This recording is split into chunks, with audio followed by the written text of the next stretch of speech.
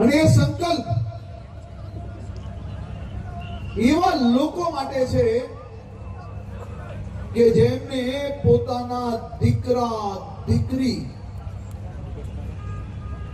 જે માતા પિતાએ નાના નાના બાળકોને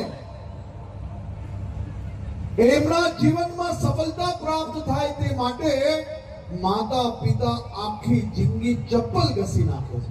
શહેરોમાં પોતાના જીવનની પરિવારની સફળતા પ્રાપ્ત કરવા માટે મહેનત કરે અને મહેનતથી જ્યારે સફળતા પ્રાપ્ત થાય ત્યારે એને પોતાના માતા પિતા જોડે રહેતા શરમ આવે. અને એવા માતા પિતાને, જે માતા પિતાએ બાળકોને મોટા કર્યા હોય, એવા માતા પિતાને એ વૃદ્ધા આશ્રમમાં મૂકી આવે.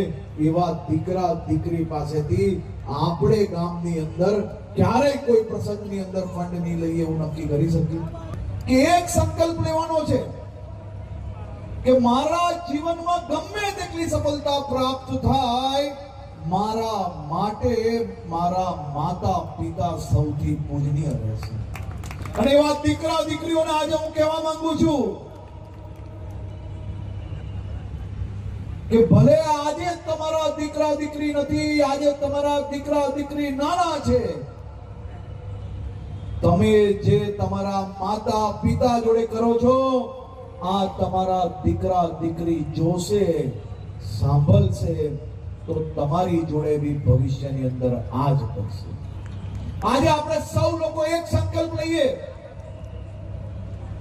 કે આવા દીકરા દીકરી જે પોતાના માતા પિતાને વૃદ્ધાશ્રમમાં મૂકી આવે ને,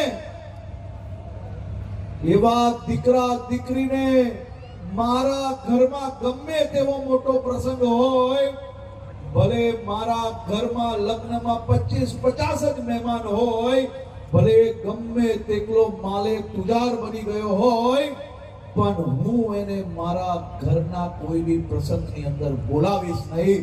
પછી જો આપણા ગામમાં, આપણા સમાજમાં એક બી માતા પિતા વૃદ્ધાશ્રમમાં તમને નજરે નહીં પડે.